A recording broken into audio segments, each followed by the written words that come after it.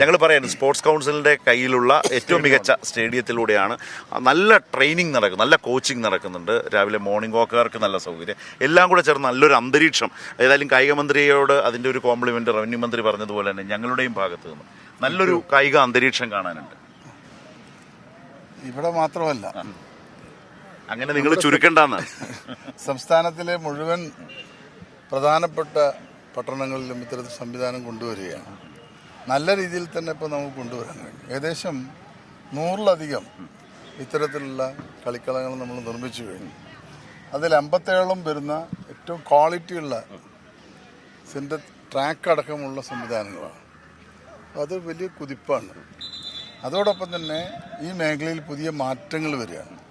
ഇപ്പോൾ കായിക നയവുമായി ബന്ധപ്പെട്ട കാര്യങ്ങൾ, മൈക്രോ ലെവൽ സ്പോർട്സ്, ആ ഒരു രീതിയിലേക്ക് നമ്മൾ ചിന്തിക്കുകയാണ്. പഞ്ചായത്ത് തലങ്ങളിൽ തന്നെ പുതിയ പദ്ധതികൾ ആവിഷ്കരിച്ച് ജില്ലാ സ്പോർട്സ് കൗൺസിൽ അതിൻ്റെ മേൽനോട്ടം വഹിച്ച് സംസ്ഥാന സ്പോർട്സ് കൗൺസിൽ അതിനാവശ്യമായിട്ടുള്ള പണം അവർക്ക് നൽകി എല്ലാ വിദ്യാലയങ്ങളും കേന്ദ്രീകരിച്ചുള്ള പ്രവർത്തനം കായിക രംഗത്ത്. അങ്ങനെ വരുമ്പോൾ കായികക്ഷമത വർദ്ധിപ്പിക്കുന്ന രീതിയിൽ എല്ലാവർക്കും സ്പോർട്സ് എന്നുള്ളൊരു രീതിയിലേക്ക് നമുക്ക് മാറാൻ കഴിയും. അത് നടക്കുമ്പോൾ തന്നെ പ്രശ്നം പലപ്പോഴും പല സ്റ്റേഡിയങ്ങളുടെ കളിക്കളങ്ങളുടെ പരിപാലനം ദയനീയമാകുന്നുണ്ട് എന്ന പ്രശ്നം. ഇപ്പം ഞാൻ വേഗത്തിൽ ഓർക്കുന്ന തിരൂരാണ്. തിരൂർ സ്റ്റേഡിയം അന്ന് മന്ത്രിമാരെല്ലാം കാട് പിടിച്ച് കിടക്കുന്നൊരു, അവിടുത്തെ നഗരസഭയുടെ ഒരു താല്പര്യമില്ലായ്മയും അത് പരിപാലിക്കാത്തതൊക്കെ വലിയ ചർച്ചയായെന്ന് വന്നു. എനിക്കൊന്ന് മിനിസ്റ്ററുടെ ശ്രദ്ധയിലുണ്ടാകുമായിരിക്കും. അതടക്കം ഞാനൊരു ഉദാഹരണം പറഞ്ഞു എന്ന് മാത്രം. എന്നാൽ തലശ്ശേരിയിലൊക്കെ നടന്നപ്പോൾ നല്ലതായിരുന്നു. ജസ്റ്റിസ് വി ആർ കൃഷ്ണയ്യരുടെ നാമധേയത്തിലുള്ള സിന്തറ്റിക് ട്രാക്ക് നല്ല നിലയ്ക്ക് നല്ല സൗകര്യം, അങ്ങനെ പലയിടത്തും കണ്ടു. ഇതിൻ്റെ പരിപാലനത്തിനൊരു വ്യക്തമായ പ്ലാൻ വേണ്ടേ? നമ്മൾക്ക് വരാൻ പോകുന്ന സ്പോർട്സ് സമ്മിറ്റിൽ ഇതിന് നമ്മൾ പരിഹാരം ഉണ്ടാക്കുന്നുണ്ട്. പുതിയ രീതിയിൽ എങ്ങനെയാണ് പരിപാലനം സാധ്യമാകുക, അതിനുള്ള ശ്രമങ്ങൾ നല്ല രീതിയിൽ നടക്കുന്നത് ഏകദേശം വിജയിച്ചിട്ടുണ്ട്. അപ്പോൾ നമ്മൾ ആ സമ്മിറ്റിൽ അത് അനൗൺസ് ചെയ്യും. അപ്പോൾ നമ്മൾ ഇത്രയും പണം മുടക്കി ഉണ്ടാക്കിയുള്ള സ്റ്റേഡിയങ്ങളുടെ പരിപാലനം കൃത്യമായി നടക്കും. ഈ നമ്മുടെ പാതകൾ, സംസ്ഥാന പാതകളുടെ നിർമ്മാണവും പരിപാലനത്തിനും വ്യവസ്ഥ ചെയ്ത് ഒരു പുതിയ രീതി കൊണ്ട് നമ്മുടെ പാതകൾക്ക് വലിയ മെച്ചം ഉണ്ടായിട്ടുണ്ട് എന്ന് പറയുന്നത് പോലുള്ള നൂതന ആശയങ്ങൾ സാധ്യമാകുമോ സ്റ്റേഡിയങ്ങളുടെ കാര്യത്തിൽ? സ്റ്റേഡിയങ്ങളുടെ കാര്യത്തിൽ വരേണ്ടത് കൂടുതൽ ആളുകൾക്ക് ഇവിടെ പരിശീലനം നടത്താനും വ്യായാമം ചെയ്യാനുള്ള സൗകര്യം ഉണ്ടാകും. അതോടൊപ്പം തന്നെ നമ്മൾ നൽകിയുള്ള സൗകര്യങ്ങൾ അതേപോലെ നിലനിർത്താനും കഴിയും.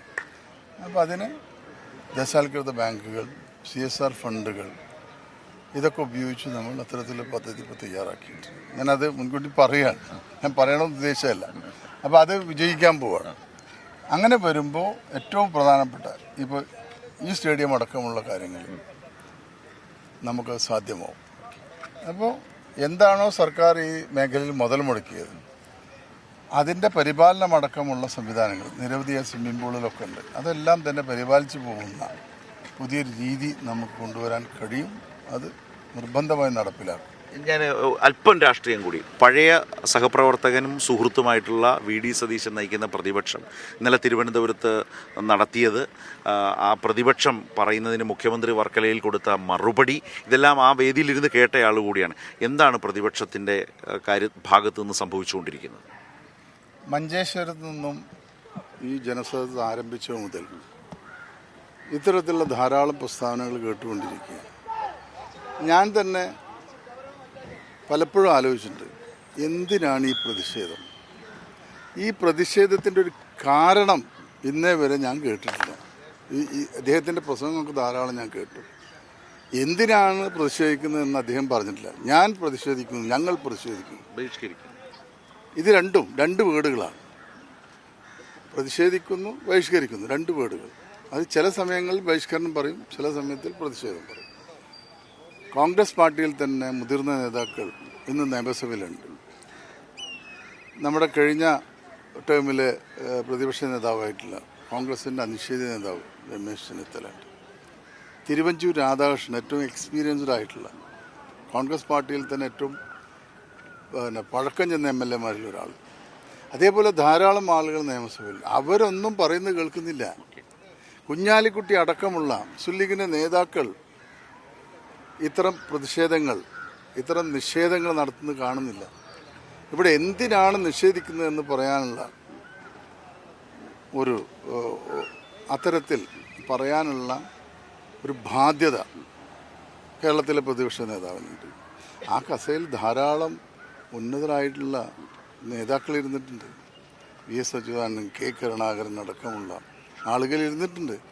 അവരൊക്കെ ഒരു കാര്യം പറയുമ്പോൾ കൃത്യമായി വ്യക്തതയോടുകൂടി ഇന്ന കാര്യങ്ങൾക്ക് വേണ്ടി ഞങ്ങൾ എതിർക്കുന്നു, ശക്തമായ ആ വാദം ഉന്നയിക്കുമ്പോൾ ആ വാദം ശരിയാണെങ്കിൽ ഇതിനു മുമ്പുള്ള ഗവൺമെൻറ്റുകളൊക്കെ അത് അംഗീകരിച്ചു കൊടുത്തിട്ടുണ്ട്. തെറ്റായ വാദങ്ങൾ ഉന്നയിക്കുമ്പോൾ അത് അംഗീകരിക്കേണ്ട ഒരാവശ്യമില്ല. ഇവിടെ ഇന്ന് ജനസദസ് നമ്മുടെ തിരുവനന്തപുരം ജില്ലയിൽ ഇന്നത്തെ ആദ്യത്തെ യോഗം കഴിഞ്ഞു ഇന്നലെ. എന്താണോ ഈ ജനസദസ് മുന്നോട്ട് വെച്ച ലക്ഷ്യം അത് പൂർത്തീകരിച്ചു കഴിഞ്ഞു. ആ സന്ദേശം ജനങ്ങളിൽ എത്തിക്കാൻ ഇപ്പോൾ നമുക്ക് കഴിഞ്ഞു. അതാണ് ഏറ്റവും വലിയ പ്രത്യേകത. തീർച്ചയായും ഈ സമയത്ത് നടത്തേണ്ട ഒരു വിലയിരുത്തൽ, മന്ത്രി എന്ന നിലയിൽ അദ്ദേഹത്തിൻ്റെ വിലയിരുത്തൽ മഞ്ചേശ്വരത്ത് നിന്ന് ഇവിടേക്ക് വരുമ്പോൾ എന്താണോ ഉദ്ദേശിച്ചത് അത് ജനങ്ങളിലേക്ക് എത്തിയിരിക്കുന്നു എന്നുള്ളതാണ്. ഞാൻ ഇങ്ങോട്ട് രാവിലെ ഞങ്ങൾ വരുന്നതിന് മുമ്പ് പത്രം മറിച്ച് നോക്കുമ്പോൾ ഇപ്പോൾ വർക്കലയിൽ ഇന്നലെ താങ്കളുടെ പ്രസംഗത്തിൽ ഈ ബ്ലഡി പരാമർശം നടത്തുന്നതിനെയൊക്കെ ജനം തള്ളിക്കളയുമെന്ന തലക്കെട്ടോടുകൂടി വർക്കലയിലെ പ്രസംഗത്തിൽ നിന്നുള്ള ഒരു വാചകം പത്രങ്ങളിൽ രാവിലെ കാണുകയുണ്ടായി. നമ്മുടെ സംസ്ഥാനം ദേശീയത ഉയർത്തിപ്പിടിക്കുന്ന ആളുകളുള്ള ഒരു സംസ്ഥാനമാണ്.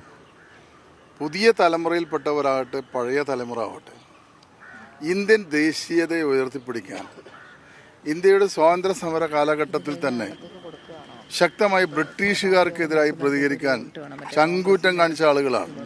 കണ്ണൂർ പോലുള്ള സ്ഥലങ്ങളിലൊക്കെ തന്നെ ആ ഒരു കാലഘട്ടം ഓർമ്മിക്കുന്നത് അങ്ങനെയാണ്. അതുമാത്രമല്ല, അവിടെ ആ പറഞ്ഞ വാചകം ഒരു ഗവർണർക്ക് യോജിച്ചാണ്. ഒരു ഗവർണർക്ക് യോജിച്ച വാക്കല്ല അദ്ദേഹം ഉപയോഗിച്ചു. അതുകൊണ്ടാണ് നമ്മുടെ സംസ്ഥാനത്തിലെ ജനങ്ങൾ അത് പുച്ഛിച്ചു തള്ളിയത്. അദ്ദേഹം ചെറുതാവുകയല്ല ചെയ്തത്. ഒരു ഭരണഘടന സംരക്ഷിക്കപ്പെടേണ്ട ഒരാൾ ആ സംസ്ഥാനത്തിലെ ജനങ്ങളെയാണ് ചീത്ത പറയുന്നത്. അത് കണ്ണൂർ മാത്രമായിട്ട് കാണണ്ട, സംസ്ഥാനത്തിലെ ജനങ്ങളെയാണ് അദ്ദേഹം ഇത്തരത്തിൽ ആക്ഷേപിച്ചിട്ടുള്ളത്. അദ്ദേഹം അത് പിൻവലിക്കും എന്ന് തന്നെയാണ് ഞാൻ പ്രതീക്ഷിക്കുന്നത്. അപ്പോൾ നന്ദി മിനിസ്റ്റർ. രാവിലെ ഇനിയിപ്പോൾ പ്രഭാത യോഗത്തിലേക്കൊക്കെ പോകാനുള്ള തിരക്കിനിടയിലാണ് ഞങ്ങളോട് സംസാരിച്ചത്. Okay, thank you. അപ്പോൾ കായിക മന്ത്രിയും റവന്യൂ മന്ത്രിയും നമ്മളോട് സംസാരിച്ചു, കാര്യങ്ങളൊക്കെ വിശദീകരിച്ചു.